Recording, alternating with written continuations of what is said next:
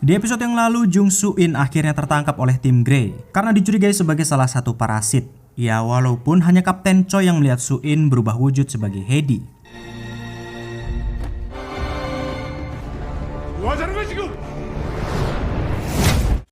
Setelah tertangkapnya Soo-in, ia pun dibelenggu, dikekang di tempat khusus dengan keamanan anjing pemburu agar Soo-in tidak bisa berubah menjadi parasit. Namun detektif Chul-min menolak keponakannya itu diperlakukan sangat tidak manusiawi. Karena ternyata setelah tim Grey melakukan pemeriksaan, tubuh Soo-in nyatanya dalam keadaan normal. Tidak ada tanda-tanda sama sekali adanya parasit. Tapi tetap saja, Kapten Choi kekeh karena waktu lalu dia melihat wujud Soo-in berubah menjadi Hedi. 정수인은 인간이라고. 전현 분명 기생생물이에요. 이 기생생물의 정체에 대해 국민들에게 알려.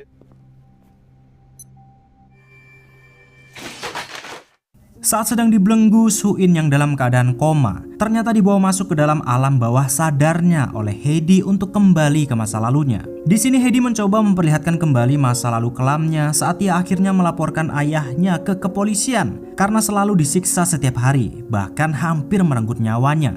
Namun pada saat itu semua orang bukannya simpati kepada Soo-in. Mereka malah menganggap Soo-in lah yang jahat, layaknya monster, karena telah melaporkan ayahnya sendiri ke pihak kepolisian. Masa lalu ini Hedi tunjukkan kembali karena ia ingin agar Soo-in mau menerimanya yang seekor parasit membantu kehidupannya di masa depan. Sebab Hedi sendiri selain ingin bertahan hidup di tubuh Soo-in, ia juga kasihan melihatnya jika harus terus hidup dalam penderitaan.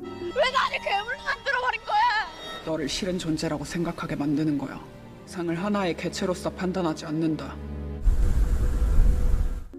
Di tempat lain, Kang Woo karena tidak ingin berurusan dengan polisi maupun tim Grey, ia mencoba kabur dari Korea meninggalkan Soo-in yang saat ini sedang diambang kematian. Namun saat hendak pergi ternyata detektif Chul-min berhasil menangkapnya. Kang Woo pun diminta untuk nurut, manut ikut bersamanya ke kantor polisi untuk menjelaskan semuanya. Namun di saat itulah Kang Woo menolak dan memberitahukan kalau ada salah satu rekan detektif Chul-min yang juga seorang parasit yang telah membunuh si anjing pemburu. Tentu alangkah terkejutnya detektif Chul, ternyata orang itu adalah rekannya sendiri, yakni Won-suk. 이 새끼가 어디서 약을 팔아 이 새끼. 사람인 척하고 있어 미친 새끼가. 씨발 이 새끼가 괴물이야. 아저씨네 경찰서에 괴물 있어 괴물.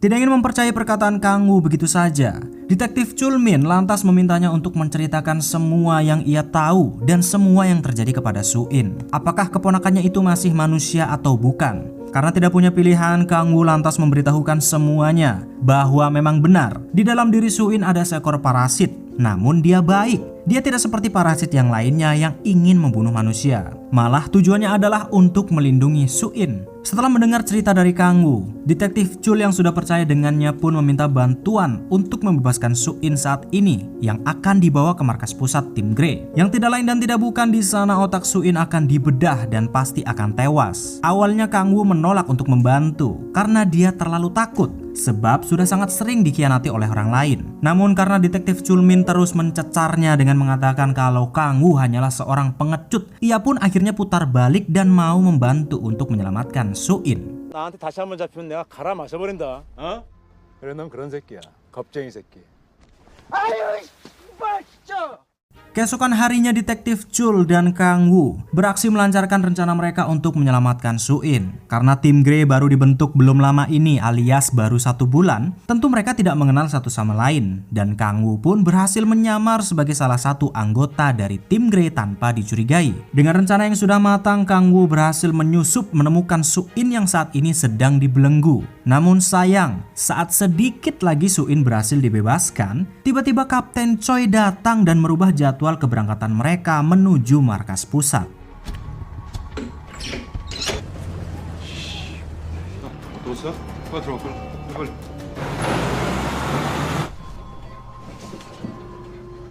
Karena sudah mengetahui kalau rekannya Won-suk bersekongkol dengan parasit, detektif Chul mencoba basa-basi ke gereja manakah dirinya pergi setiap minggu untuk beribadah. Tentu Won-suk tidak menyebutkan gereja Saijin agar tidak ketahuan. Hingga tiba-tiba saat di pertengahan jalan, rupa-rupanya ada sebuah kecelakaan mobil yang memaksa tim Grey untuk berhenti. Mereka pun mencoba mencari tahu apa yang sebenarnya terjadi. Namun ternyata kecelakaan itu adalah ulah dari para parasit yang hendak mengepung tim Grey.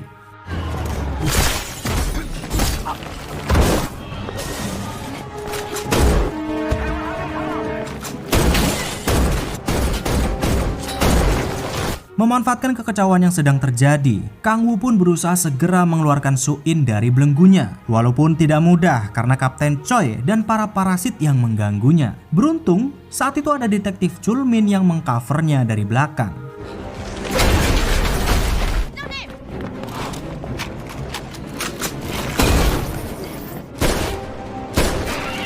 시간 없다 빨리 가.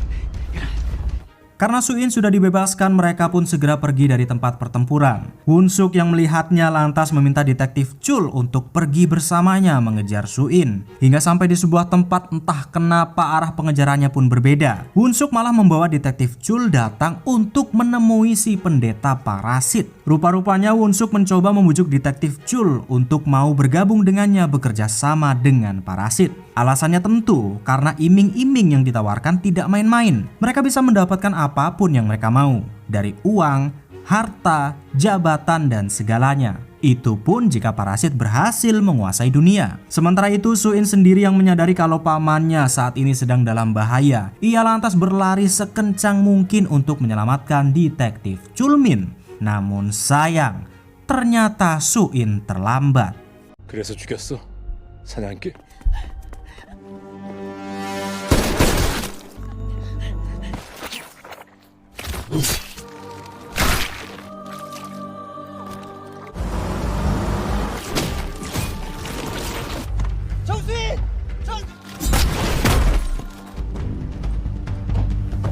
나도 이 몸의 적응이 필요하다.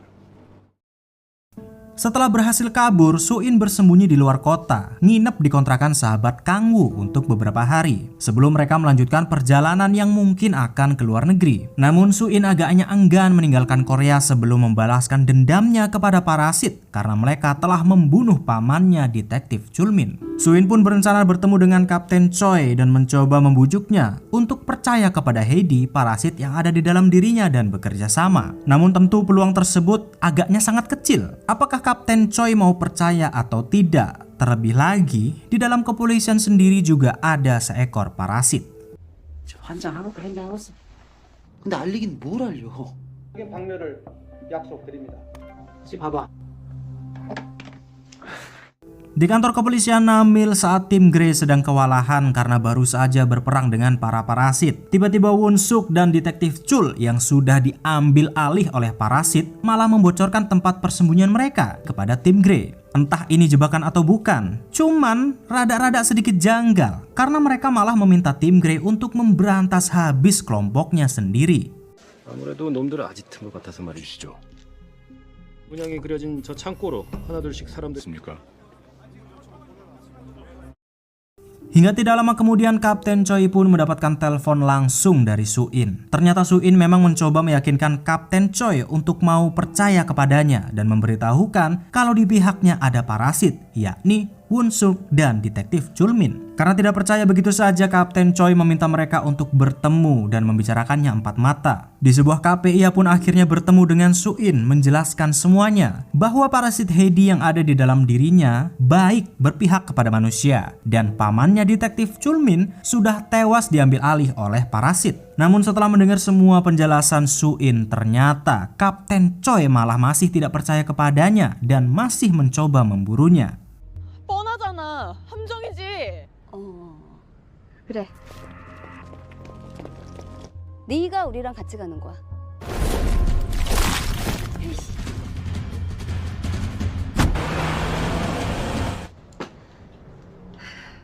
Setelah berhasil kabur dari Kapten Choi, Heidi memberitahukan kepada Woon-suk untuk segera bersembunyi setidaknya selama 3 jam dan tidak boleh terlibat dalam bahaya apapun. Tentu alasan tersebut karena Heidi akan tertidur selama itu, sebab sejak beberapa hari yang lalu ia selalu keluar untuk menyelamatkan Su-in. Namun ketika baru saja tertidur, tiba-tiba mereka malah mau tidak mau harus masuk ke dalam bahaya lagi. Karena pada saat itu, di rumah teman Kang Woo, kakaknya yang sudah jadi parasit mampir dan mengancam akan membunuh sahabatnya jika mereka tidak segera datang. Su-in pun terpaksa datang berpura-pura sebagai parasit untuk menyelamatkan sahabat Kang Woo. Namun ternyata ia tidak bisa ditipu dan akhirnya sahabatnya pun tewas karena mencoba melindungi mereka. 죽어줘야겠어.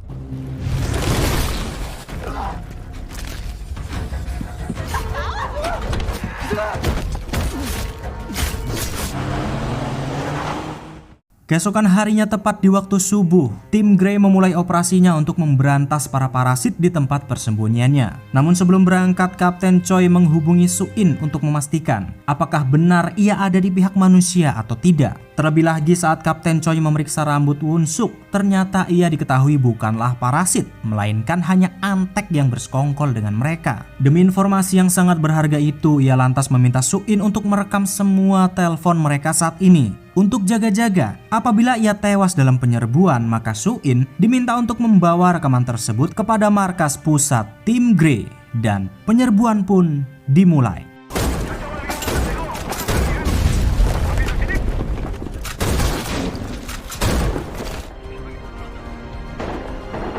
Hingga ketika pembantaian para parasit sedang dimulai, kakak Kang-woo yang melihat kejadian itu dan melihat kelompoknya dibantai habis-habisan, lantas menyadari kalau ternyata pemimpin mereka sedang mengkhianatinya untuk tujuan lain. Kapten Choi sendiri setelah berhasil membasmi semua parasit pun mulai meragukan kalau Su-in ada di pihaknya, karena ternyata tidak ada jebakan di tempat tersebut. Dan di saat itulah Kang-woo pun akhirnya menyadari kalau ternyata alasan parasit membantai kelompoknya sendiri agar ia bisa pergi ke festival yang akan segera diadakan dan mengambil alih tubuh dari wali kota Namil.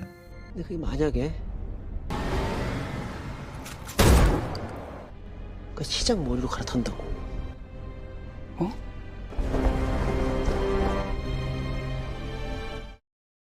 Setelah berhasil membunuh kelompoknya sendiri, si parasit yang berpindah ke tubuh detektif Chulmin membuat konferensi pers untuk mengumumkan bahwasanya masih ada 2 parasit lagi yang berkeliaran, yakni Su-in dan kakak Kang-woo. Informasi ini sengaja diumumkan ke publik untuk mengalihkan perhatian agar saat festival berlangsung, ia bisa berpindah dan mengambil alih tubuh wali kota Namil. Mengetahui kalau mereka terpojok, kakak Kang-woo mencoba bernegosiasi dengan Su-in agar ia mau membantunya. Ternyata setelah seluruh kelompoknya dibasmi habis, ia yang merasa dikhianati meminta tolong kepada Heidi agar mau bekerja sama untuk membunuh parasit yang ada di dalam tubuh detektif Chulmin. Namun saat negosiasi itu masih berlangsung, Kang-woo yang tidak sabaran dan dendam karena adiknya tewas karena ulah mereka malah bertindak ceroboh dan mencoba membunuh kakaknya. 너도 놈을 죽이고 싶을 텐데. 도와달란 건가?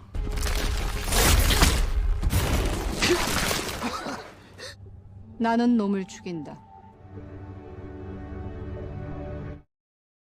Keesokan harinya saat festival sudah dimulai, tim Grey tiba-tiba mendapati laporan bahwa di kota lain telah ditemukan adanya kelompok parasit yang berbeda. Mereka pun diminta untuk segera pergi ke sana dan membasminya. Namun tanpa diketahui oleh Kapten Choi, semua itu hanyalah siasat Won-suk dan parasit Chulmin yang hendak membuat tim Grey pergi jauh agar mereka bisa mengambil alih tubuh wali kota dengan mudah. Namun beruntungnya saat Kapten Choi sedang dalam perjalanan, Heidi menelponnya untuk memberitahukan kalau mereka sedang dijebak. Heidi pun meminta tolong kepada Kapten Choi agar mau percaya kepadanya dan segera putar balik ke festival karena nyawa wali kota Namil sedang terancam.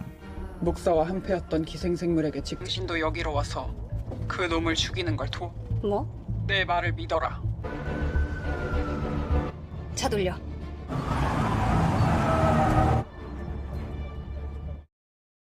Di festival sendiri sang wali kota Namil sudah hadir di tengah-tengah kerumunan masyarakat. Ini dia orangnya.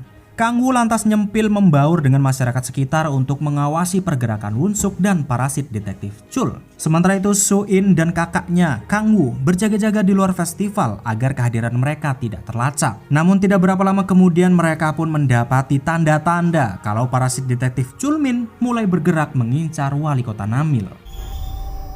놈이 움직인다.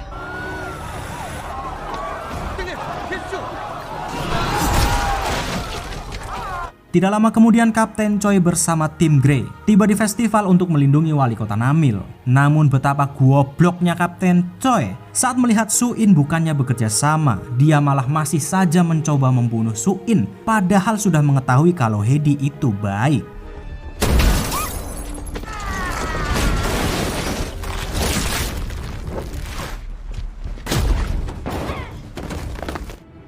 선택은 네가 해. 너도 누구도. Sementara itu tim Grey yang mencari-cari wali kota ternyata tidak menemukannya dan malah mendapati detektif Chulmin yang sudah tergeletak dengan kepalanya yang sudah coplok. Rupa-rupanya Won-suk membawa si parasit bersamanya saat berpura-pura menyelamatkan sang wali kota. Beruntung saat itu Kang-woo dan kakaknya datang tepat waktu dan masih sempat menyelamatkannya. Pertarungan antara kakak Kang-woo dan si parasit pun tak terelakkan. Hingga pada akhirnya karena sudah memahami sedikit tentang manusia, ia mencoba menyelamatkan Kang-woo dan meminta maaf kepadanya karena sudah membunuh adik dan juga kakaknya.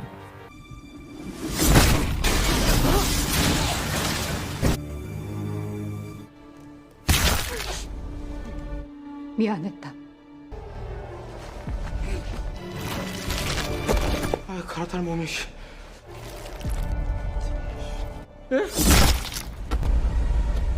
Setelah mengambil alih tubuh Won-suk, si parasit pun kembali memburu wali kota yang saat itu bersembunyi bersama Kang-woo. Sayangnya mereka ketahuan dan wali kota berhasil diseret. Beruntungnya Heidi datang tepat waktu menghentikan si parasit. Karena tidak bisa membiarkan si parasit lolos, Heidi bertarung dengannya sekuat tenaga untuk membunuhnya. Dan karena merasa terpojok sebab ternyata Heidi lebih kuat darinya, si parasit pun mencoba kabur bersembunyi dari serangan Heidi.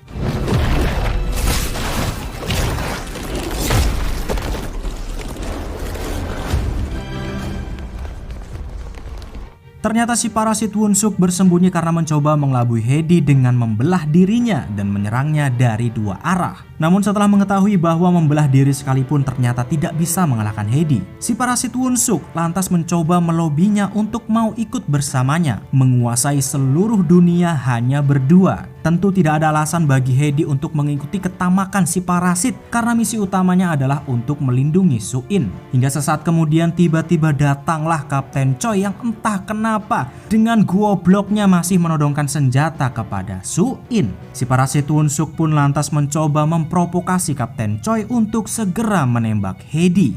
Namun tiba-tiba 쏘세요.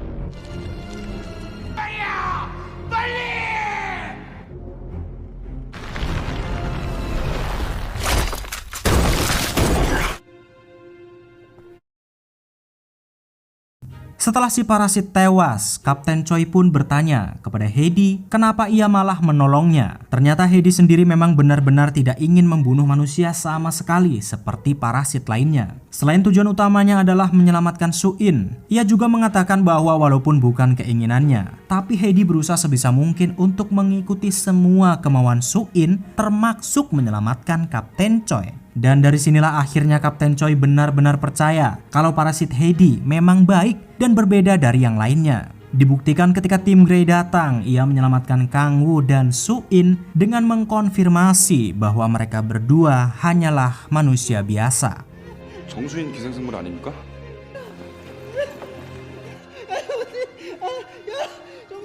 저 애들 그냥 보통 사람이야.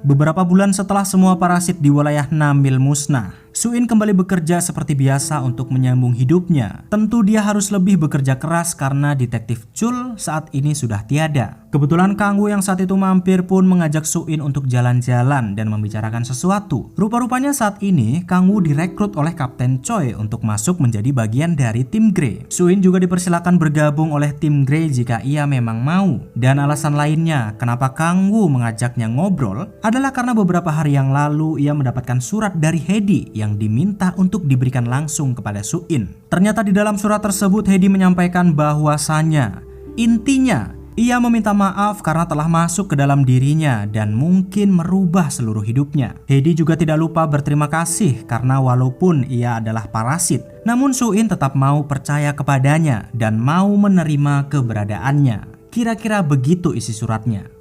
나는 기생하게 된 존재가 너여서. 요 문장은 여보 네가 읽어야 돼. 할게. Sementara itu di penghujung drama ini, tim Grey tiba-tiba kedatangan tamu asing dari Jepang yang mengaku sebagai reporter dan mengatakan dia punya banyak sekali informasi tentang parasit. Kapten Choi yang mendengarnya pun hanya tersenyum dan menganggap si reporter hanya mengadi-ngadi. Namun kalau kalian nonton film Parasit ini yang versi Jepang atau pernah nonton animenya, pasti kalian gak akan asing dengan si reporter satu ini. Dia adalah Shinichi Izumi, tokoh utama dalam versi Parasit yang originalnya. Dan apakah dengan hadirnya Shinichi Izumi ini berarti drama Parasite akan berlanjut ke season 2? Dan mungkinkah akan berkolaborasi dengan Parasite versi Jepang? Mari kita tunggu saja kabar selanjutnya. Konnichiwa, Izumi Shinichi desu.